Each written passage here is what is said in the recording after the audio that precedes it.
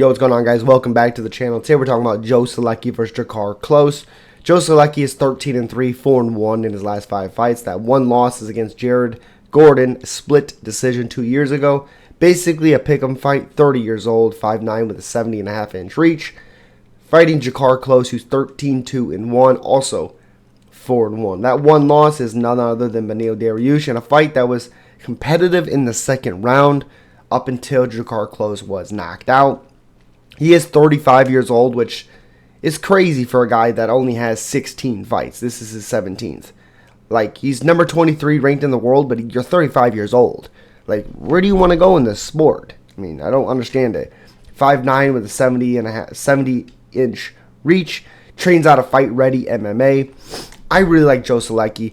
I know Drakkar Klose is game, especially in wrestling transitions and stuff. He does very, very well with those. That's how he beat Rafa Garcia. He destroyed Brendan Jenkins, who is a little chinny sometimes.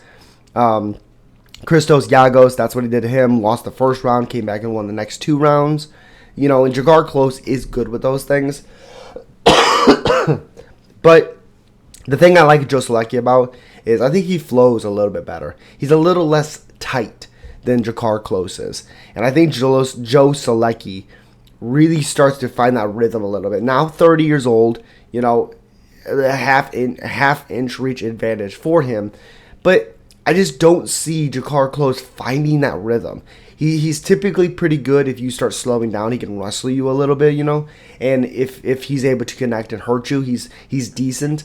But Joe Solecki is pretty good at finding a spot in the fight to where he can build momentum, keep building the momentum, and, you know, kind of win the fight on that. You know, so again, if you look at the stats-wise, which again is why I really like doing that, you know, average fight time, Drakkar Klose 12 minutes, 57 seconds, 11:05 for Joe Solecki.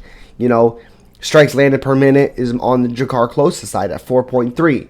2.2 for Joe Solecki. Striking accuracy is damn near even at 55% for both. Stripes absorbed, though, is 3.4 for Drakkar Klose and 1.5 for Joe Solecki. Defense is 52 for both. And then takedown average is 2.5, 1.8 for Joe Solecki. 2.5 for Joe Solecki.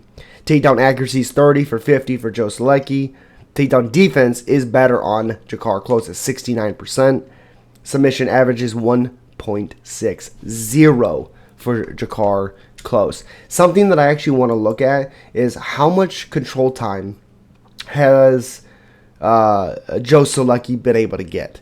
That's something I'm very, very curious about. Okay, so if you go back and you look at the Carl Deaton fight, where he actually was able to finish him, hit 8 minutes and 51 seconds of control time. So I can't take that one a lot because Carl Deaton isn't good, and we've seen that. But he also went to a majority decision with Alex da Silva. So this one is, 28-28 Adelaide Bird. Fuck you, Adelaide Bird. Jesus. Alex da Silva actually had 5 minutes and 55 seconds of control time for himself, but has 0 takedowns, so must have reversed, I guess. Okay, either way. Joe Solecki had 1 of 4, 25% takedowns, 3 submission attempts. Oh, that's what it is, him going for submissions, okay. 4 minutes and 51 seconds of control time. And again, he's constantly going for takedowns. So this is another one. Fought Jared Gordon. Gordon was 1 of 2 for takedowns, 4 minutes and 7 seconds of control time. Joe Solecki was 4 of 7, 6 minutes of control time, 70 of 102 total strikes, which is 55% significant strikes, 38 of 69. Total was 70 out of 102. So that's a really, really close fight. Really close fight, you know. So yeah, again, I really like Joe Solecki in this one. I think he does some good work against him. I think he does, you know, he finds a spot to where he can build momentum. And I think that's what Joe Solecki does. As always, guys, subscribe, like, comment. Let me know what you're thinking. Peace.